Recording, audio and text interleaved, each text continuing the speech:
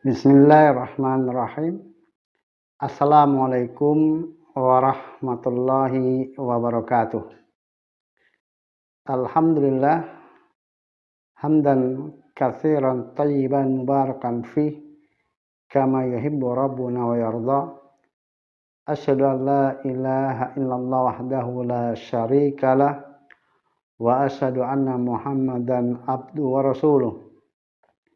Ya ayyuhalladzina amanu taqullaha haqqa tuqatih wa la tamutunna illa wa antum muslimun. Ya ayyuhan nasu taqu rabbakumul ladzi khalaqakum min nafsin wahidah wa khalaqa minha zawjaha wa batsa minhuma rijalan katsiran wa nisaa'a wattaqullaha alladzi tasaaluna bihi wal arham innallaha kana 'alaikum raqiba.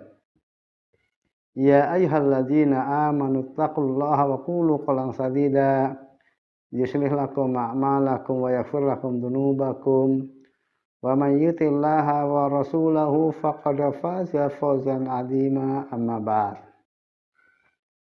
Para santri yang ada di rumah masing-masing, melalui pelajaran melalui daring ini, Ustaz akan melanjutkan pelajaran akidah pendahuluan sebelum nanti pada akhirnya antum hadir ke ma'had untuk kita melanjutkan pelajaran akidah secara tatap muka langsung di kelas di ma'had.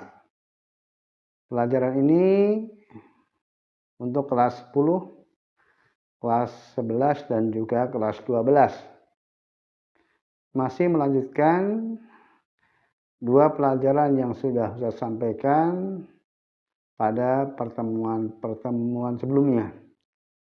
Maka ini adalah pertemuan yang ketiga. Setelah pada Jumat kemarin antum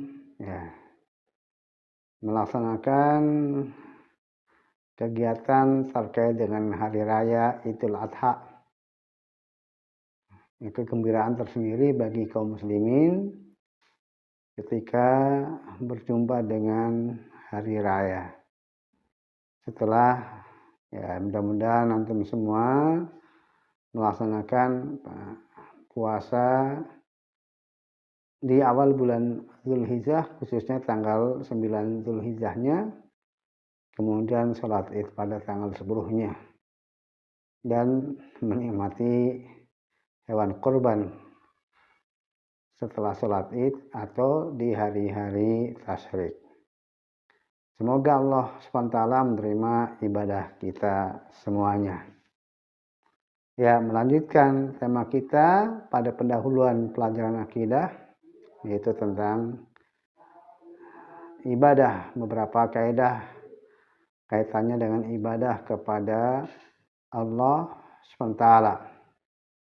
Setelah kita pahami tentang hakikat ibadah, kemudian ragam ibadah, tingkatan-tingkatan manusia dalam kaitannya beribadah kepada Allah SWT, kemudian juga tentang tingkatan ibadah, syurut atau syarat-syarat dari ibadah. Dan pada kesempatan kali ini Ustadz akan lanjutkan dengan arkanul ibadah, rukun di dalam beribadah kepada Allah Subhanahu wa ta'ala. Rukun-rukun di dalam beribadah kepada Allah Subhanahu wa ta'ala. Bahwa para ulama mereka menjelaskan bahwa di dalam beribadah kepada Allah Subhanahu wa ta'ala itu rukunnya ada 3. Namun sebelum Ustadz lanjutkan, Ustadz ingatkan bagi para santri yang belum mengikuti pelajaran pertama dan kedua, maka ya nanti diharapkan untuk kemudian membuka pelajaran yang pertama dan yang kedua. Bagi yang banyak dilupakan dari pelajaran yang pertama dan kedua juga ya, silakan untuk dimurojaah, karena pendahuluan pelajaran akidah ini amat sangat penting untuk memberikan gambaran global tentang hakikat dari kita diciptakan oleh Allah Ta'ala, yaitu untuk beribadah kepadanya dan tidak mempersekutukannya. Ya, sekali lagi silakan untuk kemudian dibuka bagi yang belum, atau dimurojaah bagi yang sudah, untuk pelajaran yang pertama dan kedua. Jangan sampai kemudian dilewatkan begitu saja. Sehingga besok ketika kita bertemu dalam tatap muka, ini sudah betul-betul terpahami dengan baik, sehingga kita bisa untuk kemudian melanjutkan pelajaran berikutnya ya, dengan pemahaman yang sudah benar pada pelajaran sebelumnya. Dan apabila ada hal-hal yang hendak ditanyakan, maka bisa ditanyakan ketika kita tatap muka pada pertemuan berikutnya biidznillah. Ya, ikhwafin rahimani wa rahimahullah, para santri. Jadi sekali lagi bahwa beribadah kepada Allah harus memenuhi rukun-rukunnya. Dan rukun di dalam beribadah kepada Allah itu ada 3, yaitu mahabbah, cinta, khauf, takut, dan ar-roja, berharap. Adanya rasa cinta, rasa takut, dan berharap.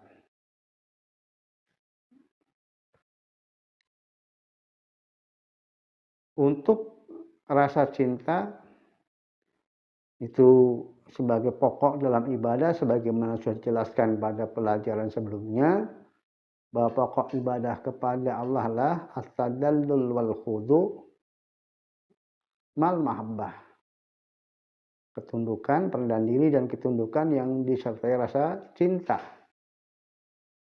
Maka ini menjadi sentral, menjadi hal yang paling mendasar, yaitu kecintaan kepada Allah SWT. Allah berfirman, walladzina amanu asaddu hubbalillah. Orang-orang yang beriman itu sangat kuat, lebih kuat cintanya kepada Allah SWT. Nah, mencintai Allah SWT itu merupakan rukun yang paling rukun di dalam beribadah kepada Allah SWT. Tidak ada ibadah kepada Allah tanpa didasari rasa cinta kepada Allah SWT. Nah, rasa cinta kepada Allah ini kemudian melahirkan, menumbuhkan cinta kepada segala sesuatu yang dicintai dan disukai oleh Allah SWT. Maka mencintai Allah itu melahirkan mahabbah fillah walillah, cinta di jalan Allah, cinta karena Allah SWT, cinta semata-mata karena Allah SWT. Jadi hamba yang mencintai Allah, maka dia akan mencintai apa-apa yang dicintai oleh Allah,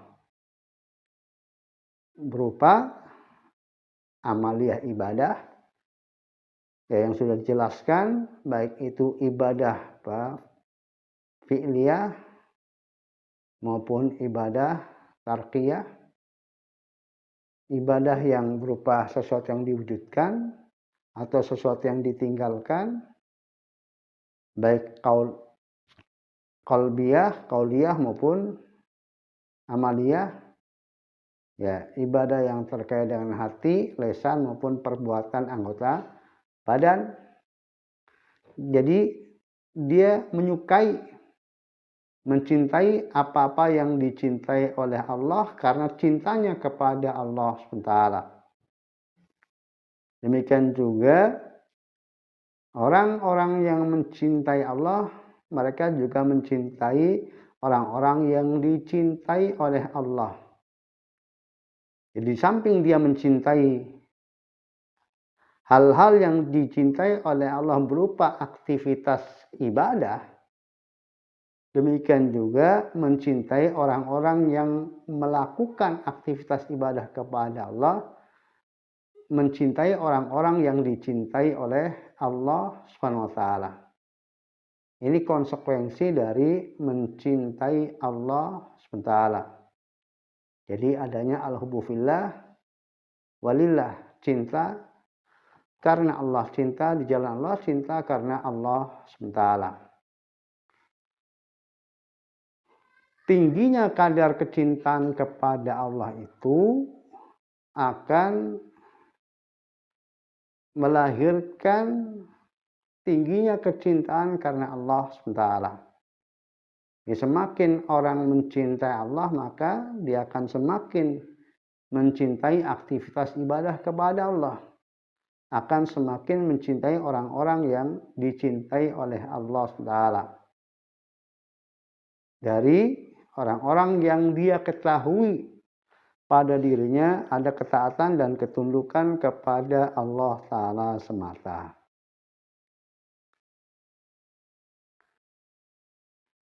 Ya, nah cinta kepada Allah saja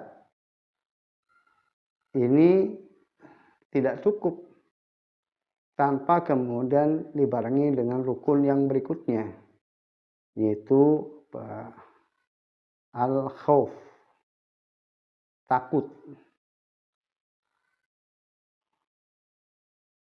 Rasa takut kepada Allah SWT.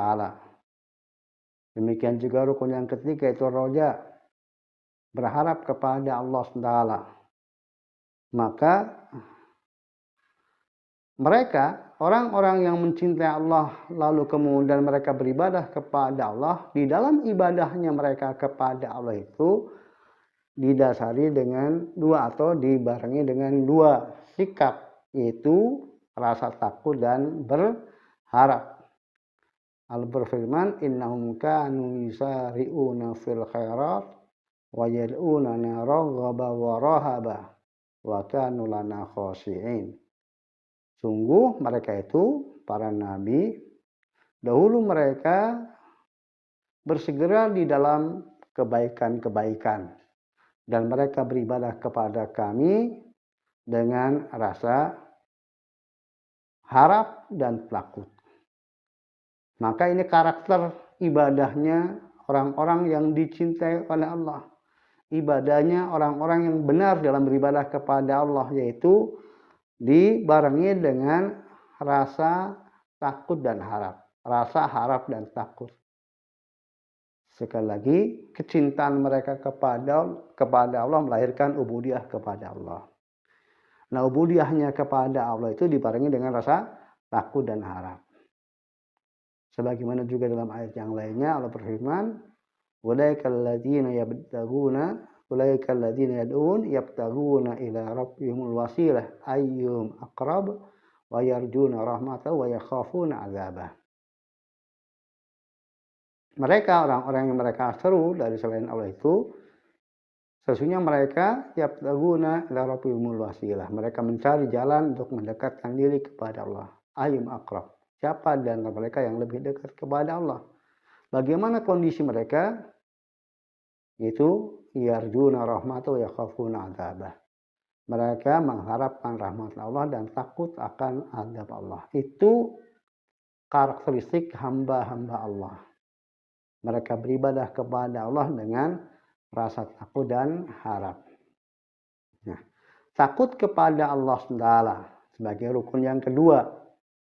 Ini takut kepada zat Allah SWT, karena zat Allah SWT adalah zat yang harus ditakuti, oleh setiap hamba, dan takut kepada Allah juga takut kepada murka Allah SWT. Takut kepada Allah juga takut terhadap azab Allah SWT sebagai wujud dari murka Allah SWT. Takut kepada Allah SWT melahirkan ketundukan dan kepatuhan. Takut kepada Allah melahirkan ketundukan dan kepatuhan, ketaatan. Takut kepada Allah melahirkan menghindar dari segala hal yang bisa mendatangkan murka Allah SWT. Menghindar dari azab Allah SWT, yaitu dengan melaksanakan kewajiban dan meninggalkan larangan. Itu takut yang benar. Jadi takut kepada Allah yang benar adalah dengan menghindari murka Allah, menghindari azab Allah. Ini membuat wiqayah, membuat perisai, tameng dari murka Allah dan azab Allah. Dengan cara bagaimana? Dengan cara melaksanakan perintahnya dan menjauhi larangannya. Ini yang kemudian maka disebut dengan bertakwa kepada Allah. Pokok takwa itulah takut kepada Allah, yaitu dengan cara membuat benteng, membuat perisai, membuat tameng antara dirinya dengan murka Allah, dengan azab Allah Subhanahu wa ta'ala. Maka di dalam setiap aktivitas ibadah itu harus ada rasa yang disebut tadi, rasa takut. Mengapa dia beribadah kepada Allah, melaksanakan perintahnya dan menjauhi larangannya? Karena demi terhindar dari murka Allah, demi terhindar dari azab Allah. Karena dia sangat mencintai Allah. Dia sangat mencintai Allah, maka dia tidak ingin Allah murka kepadanya, tidak ingin Allah menghukumnya. Dan dia juga tidak sanggup untuk merasakan murka Allah dan merasakan azab Allah SWT. Sehingga untuk itu dia berusaha dengan sekuat tenaga untuk kemudian menghindarinya, yaitu dengan cara tadi melakukan aktivitas ubudiyah kepada Allah dalam bentuk yang diperintahkan, dilaksanakan, dalam bentuk meninggalkan terhadap sesuatu yang dilarang. Ya, ini ibadah al-khauf. Nah, ibadah al-khauf ini tidak boleh sampai melampaui batas. Maka harus kemudian dibarengi dengan roja. Tidak boleh rasa takut kepada Allah itu menghasilkan berputus asa dari rahmat Allah. Maka harus ada ar-roja, yaitu berharap. Maka tadi sudah disebutkan ayatnya bahwa para nabi, hamba-hamba Allah Ta'ala yang betul-betul benar dalam pengabdiannya kepada Allah, mereka beribadah kepada Allah dengan takut dan harap. Maka di samping rasa takut juga ada berharap. Berharap apa? Berharap mendapatkan keridhaan Allah, berharap mendapatkan kecintaan Allah SWT, Allah suka kepadanya, Allah ridha kepadanya, dan mengharapkan ganjaran dari Allah SWT, pahala dari sisi Allah, anugerah dari sisi Allah SWT. Ya, bukankah di depan sudah disampaikan bahwa ibadah adalah ismun jami' likulli ma yuhibbullah yardahu min aqwali wal a'mali adz-dzahirah wal batinah. Ibadah itu adalah segala sesuatu yang dicintai dan diridhoi oleh Allah, baik berupa perkataan maupun perbuatan yang lahir maupun yang tersembunyi. yang tampak di dalam lahiriah kita maupun yang tersembunyi dalam batin kita. Nah, maka kita berharap kepada Allah, berharap kecintaan Allah, berharap keridhaan Allah, yang kemudian apabila Allah mencintai kita, Allah meridhai kita, kemudian Allah memberi untuk kita. Dan harapan yang paling pokok yang ada pada seorang hamba itulah harapan untuk bisa bertemu dengan Allah SWT. Karena cintanya kepada Allah, maka kerinduan berjumpa dengan Allah itu betul-betul membuncah dalam hatinya. Sehingga ibadahnya kepada Allah itu di sana ada harapan untuk berjumpa dengan Allah. Maka Allah pun memotivasi kepada hambanya. Siapa yang memiliki keinginan untuk berjumpa dengannya. Faman kana yarju liqa'a rabbi falyamal amalan shalihan wa la yusyrik bi ibadati rabbi ahada. Maka barang siapa yang mengharapkan perjumpaan dengan Allah, maka hendaknya dia beramal soleh dan jangan mempersekutukan Allah dengan sesuatu pun dalam beribadah kepadanya. Jadi harapan seorang hamba yang terbesar dalam ibadahnya adalah dapat berjumpa dengan Allah SWT. Melihat langsung Allah SWT, Rabb-nya yang telah menciptakannya, yang telah merizki kepadanya, dan yang telah menetapkan kewajiban untuk beribadah kepadanya. Maka itu kerinduan yang paling mendasar pada seorang hamba adalah kerinduan untuk dapat berjumpa dengan Allah. Maka itulah harapan terbesarnya. Di samping itu juga dia berharap untuk bisa mendapatkan anugerah dari Allah berupa kenikmatan di negeri akhirat. Itu jauh lebih besar menjadi harapannya daripada anugerah Allah berupa kenikmatan duniawi.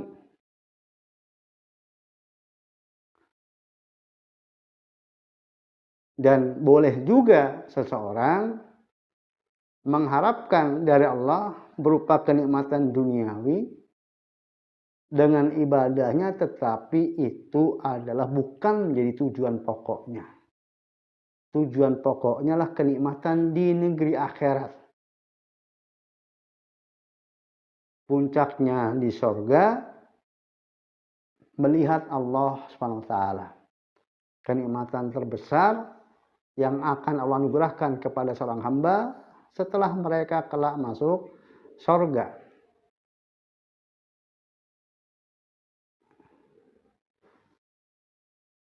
Maka ketika dia berharap mendapatkan anugerah dari Allah dengan pengabdiannya kepada Allah dari kenikmatan dunia, itu pun sesungguhnya semata-mata untuk bisa menjadi penopang, menjadi sarana di dalam menyempurnakan ubudiyahnya kepada Allah SWT.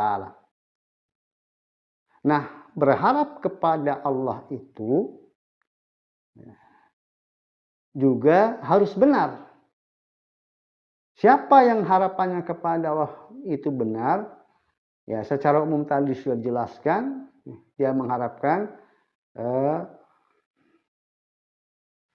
perjumpaan dengan Allah SWT, negeri akhirat. Nah, untuk mewujudkan harapannya itu harus dengan aktivitas ibadah. Aktivitas ibadah itu ya, baik dalam bentuk dia melaksanakan ketaatan dengan mengharapkan ganjaran dari Allah SWT, atau kemudian dia bertaubat dari kesalahan, dari dosa, juga mengharapkan rahmat Allah SWT. Maka Imam Ibnul Qayyim rahimahullah belum membagi orang yang berharap kepada Allah itu menjadi 3 model, 2 model terpuji dan 1 model tercela. 2 model yang terpuji itu adalah yang dia melaksanakan ketaatan dan mengharapkan pahala dari si Allah Ta'ala. Kemudian yang kedua, bertaubat dari kesalahan, dari dosa, mengharapkan ampunan dari Allah SWT. Intinya bahwa berharap kepada Allah harus disertai dengan aktivitas ubudiyah kepada Allah. Itu berharap yang benar.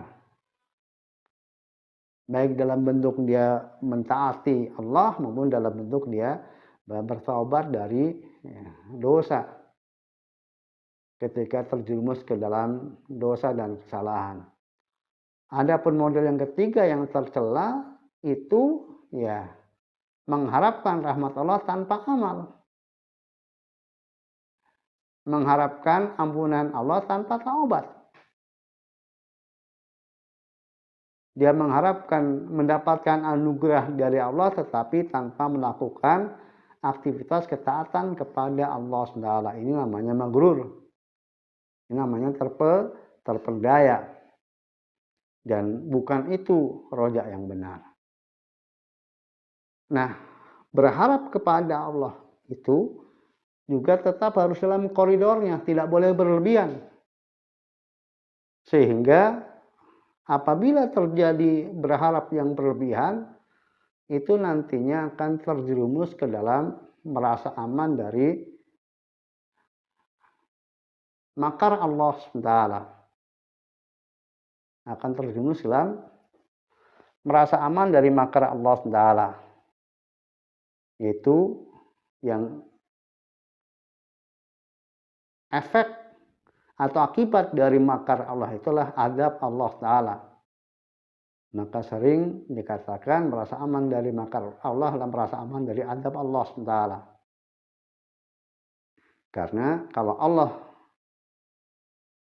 merencanakan, menimpakan keburukan pada hamba karena dosa-dosanya hamba, maka nantinya berujung azab Allah Ta'ala. Para santri rahimani wa rahmatullah. Dari keterangan di atas, ya, diulangi sedikit, bahwa rasa takut kepada Allah itu harus dalam koridornya, yaitu dengan mewujudkan ketaatan, meninggalkan dosa. Karena takut akan murka Allah, takut akan azab Allah. Dan ini tidak boleh berlebihan sehingga menghasilkan berputus asa dari rahmat Allah.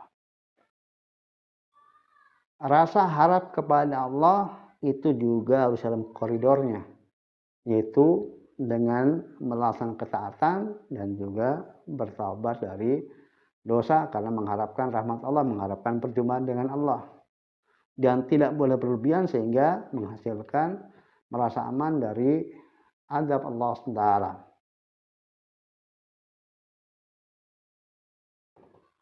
Dengan demikian, maka apabila takut kepada Allah itu berlebihan menghasilkan, apabila rasa takut kepada Allah berlebihan menghasilkan berputus asa dari rahmat Allah, kemudian apabila berharap kepada Allah berlebihan menghasilkan merasa aman dari makar Allah, sehingga khauf dan roja harus seimbang perjalanannya. Tidak dominan salah satunya. Karena Nabi pernah ditanya tentang dosa-dosa besar, belum menyebutkan asyirku billah, wal amnu min makrillah wal ya'su min rahillah. Dosa besar itu ada 3: mempersekutukan Allah, kemudian merasa aman dari makar Allah, dan berputus asa dari rahmat Allah. Ya, para santri rahimani warahmatullah, maka para ulama membagi manusia dalam pengabdiannya kepada Allah Ta'ala terkait dengan cinta, takut, dan harap menjadi 3 kelompok manusia. yang mereka ungkapkan dengan man abadallaha bil hubbi wahdahu fahuwa zindik atau sufi, wa man abadallaha bil khaufi wahdahu fahuwa al-haruri atau khariji, wa man abadallaha bir rajai wahdahu fahuwa al-murji wa murji, wa man abadallaha bil hubbi wal mahabbati bil hubbi wal khaufi wal rajai wa huwal mu'min muwahhid. Ya, jadi terbagi menjadi 4, afwan ya. Ya. Dengan ungkapan mereka, barang siapa yang beribadah kepada Allah dengan rasa cinta semata, maka mereka zindik, munafik atau sufi. Barang siapa yang mereka beribadah kepada Allah dengan takut semata, maka dia haruri, khawarij. Barang siapa yang beribadah kepada Allah dengan harap semata, maka dia murji'ah. Dan barang siapa yang beribadah kepada Allah dengan cinta, takut, dan harap, dialah orang mukmin muwahhid.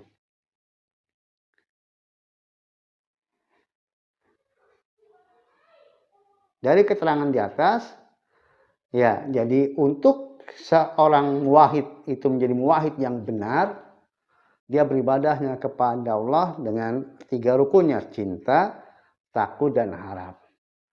Kalau hanya dengan salah satunya, mungkin dia dijuluki sebagai sufi, zindik, yang mengklaim hanya cinta saja, nggak takut dan nggak berharap apa-apa. Ini sufi, zindik.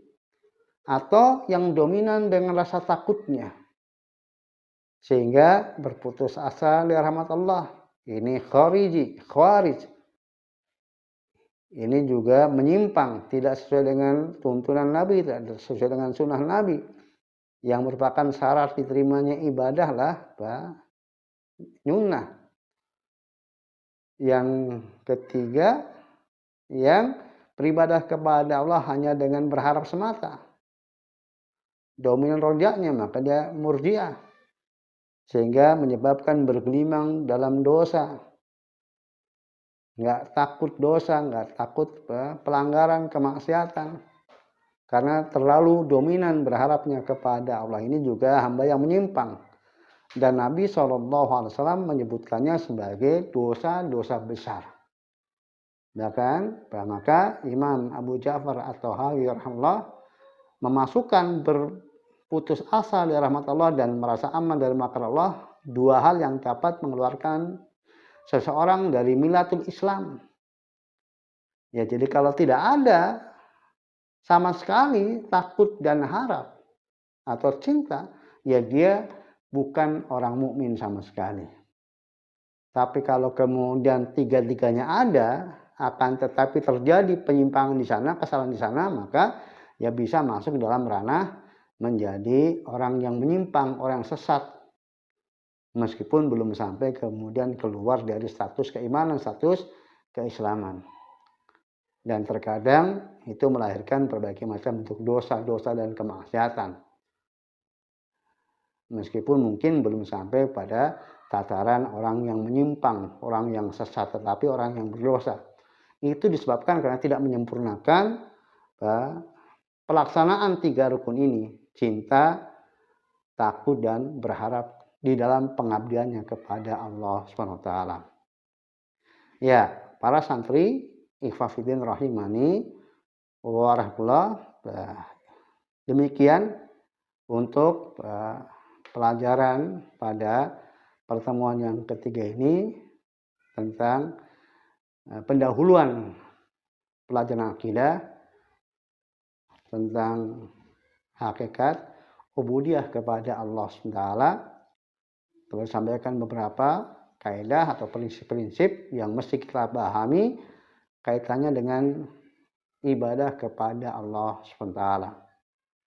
Maka sekali lagi, bagi santri yang baru mengikuti pada pertemuan yang ketiga ini, maka silakan untuk kemudian mendengarkan, mengikuti pelajaran pada pertemuan yang pertama dan kedua. Demikian juga yang mungkin sudah dilupakan pada pertemuan yang pertama dan kedua, maka silakan di murojaah. Karena ini menjadi modal dasar yang sangat penting untuk kita memahami global tentang hakikat ibadah yang itu menjadi tujuan diciptakannya kita di muka bumi ini. Allah ada misi, ada tujuan mengapa Allah menciptakan kita, maka pahami hal-hal yang mendasar ini sebagai modal untuk kemudian rel bagi kita ketika kita meniti hidup di muka bumi ini. Ya, demikian, semoga bermanfaat dan sampai bertemu pada pertemuan yang akan datang biidznillah. Akhiru da'wana wa sallallahu ala nabiyina wa ala alihi wasallam alhamdulillahi rabbil alamin. Assalamualaikum warahmatullahi wabarakatuh.